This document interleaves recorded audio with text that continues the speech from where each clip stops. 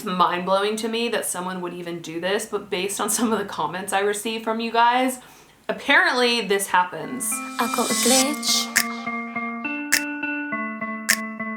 Oh, it just Hello, beautiful people, and welcome back. It's Ash, your truth-bombing fairy godmother for everything love, dating, and relationships.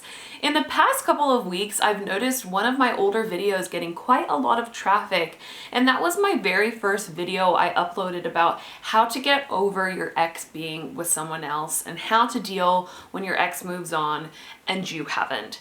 So I thought now might be a good time to revisit that topic by discussing how your ex was seemingly able to move on so fast, and specifically what the amount of time someone takes to move on after a breakup can actually mean. But first, if you would like new love, dating, and relationship videos every single week, then I would love it if you considered subscribing to my channel by tapping that button below. And because I can't seem to stick to the same uploading day every week, don't forget to click that notification bell as well so that you can be notified every single time I post. All right, so a question that I keep seeing from you guys, specifically on that video that I referenced before, is how was my ex able to move on so quickly after our breakup? And that question in itself becomes a sort of obsession for so many of us. We just ruminate on it over and over again and become obsessed with finding an answer that makes sense. And unfortunately, I will start out by saying that that is a question that no one can truly answer. I'm tempted to say that the only person that could potentially answer it would be your ex, but even then, there is a really strong possibility that they might not even be able to answer that for you either, because they probably don't even know themselves. That being said, one of the more common reasons I think someone might move on really quickly after a relationship ends is something that I've touched on before but thought I might discuss a little bit more, which is the act of using another person or another relationship to escape, distract, and numb. And quick disclaimer, I'm not saying that everyone who quickly gets into another relationship after one ends is doing so to distract or numb, but plenty of times that is the case. There are some people who just cannot be single. They are addicted to that feeling of having someone to be infatuated with and excited about, because doing so prevents them from having to deal with those deeper, uncomfortable, underlying feelings or issues that they may be avoiding dealing with. And absolutely no judgment of these individuals. I totally get it, and there's absolutely nothing wrong with these people. It's a pattern, and a really common one at that. If you've ever heard of the term love addiction, that's essentially what I'm talking about here. And that's another topic that I would like to eventually make a whole other video about, so I won't delve into it too much here.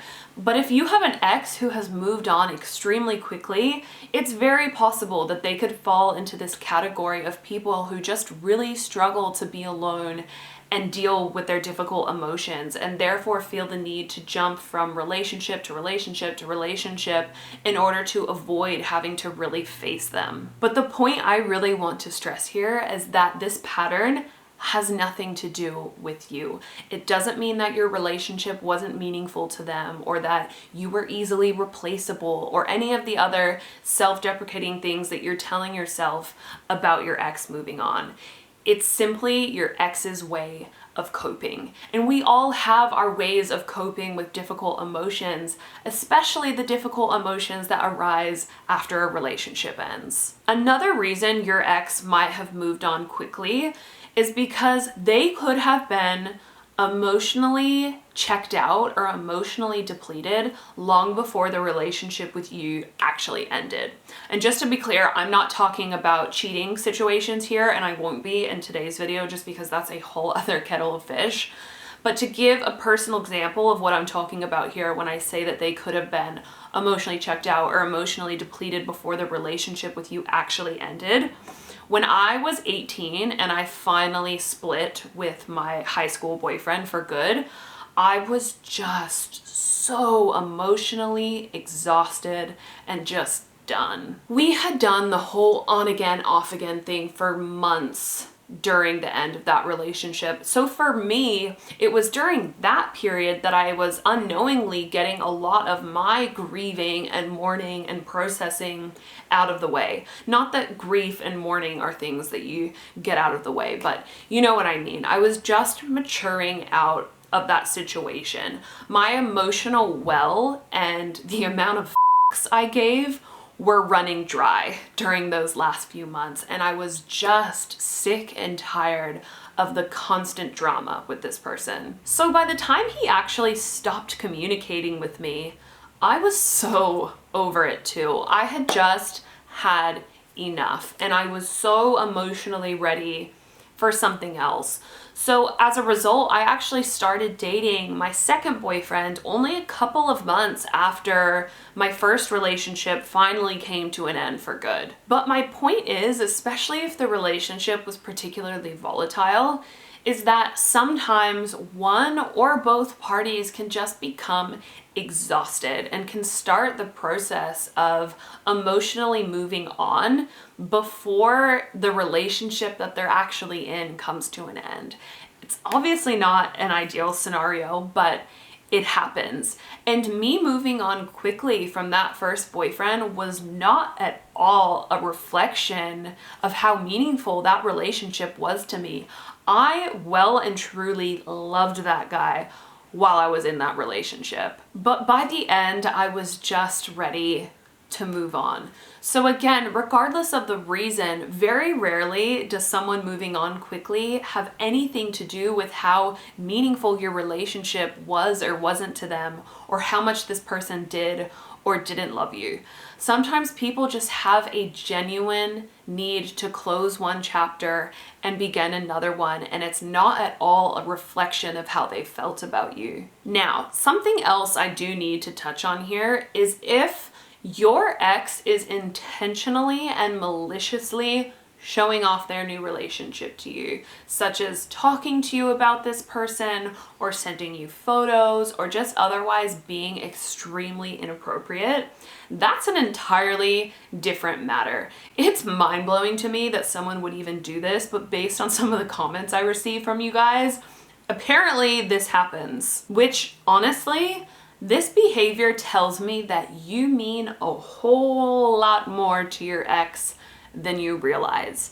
The fact that they are still trying to communicate with you and actively trying to hurt you tells me that this person is very far away from actually moving on from you, but not in a good way, because this is not a person that you want in your life. This type of behavior at best shows extreme emotional immaturity, and at worst, a serious character defect in which this person feels satisfaction bringing pain upon someone they loved and cared about at some point, which is twisted. This is not someone that you want around. So hold your head high and know that this person is not your problem anymore and is now the problem of someone else.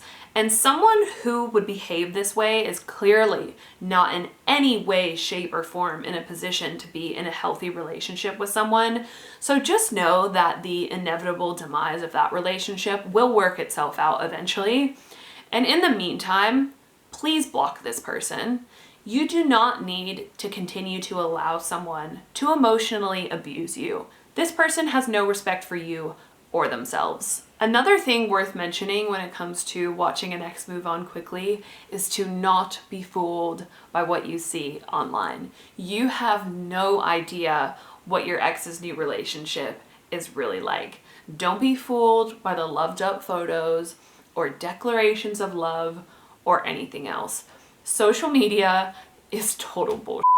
It is. No one's life is as good as it looks online, and people can paint whatever picture they like for themselves. And the same is absolutely true when it comes to our relationships and how we choose to portray them. Don't be tricked into thinking that this new person is experiencing some new and improved version of your ex. And this is especially absolutely true if your ex moved on from you really quickly, because no amount of serious personal growth can be done in a short period of time.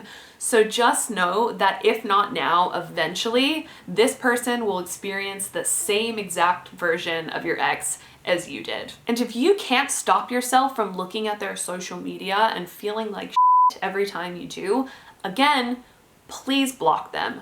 Remove that temptation to continue torturing yourself. It's completely unnecessary, and if you need to put mechanisms in place to stop you from lurking, then do it. It doesn't mean that you're weak or petty or anything else. It simply means that you recognize what's triggering for you. And back in the day, we didn't have to be subjected to loved up photos and posts of our exes with their new partners on social media.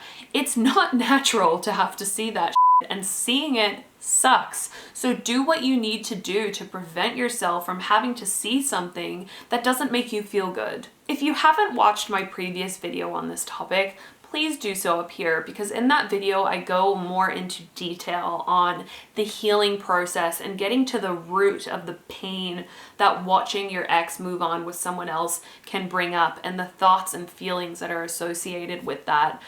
But just please know that if you're experiencing this, that feeling hurt is totally expected. It means that you have a heart. And as I've said before, moving on is not a competition. And if you're feeling torn up, as much as it hurts, give yourself a big pat on the back for responding like any normal human being would. It's only natural that you would perceive your ex being with someone else as rejection. And it's that feeling of being rejected or feeling as though your ex has chosen someone else over you that heartache really lives. But again, your ex's choice to be with someone else has nothing to do with you or how much the relationship with you meant to them or anything you lacked.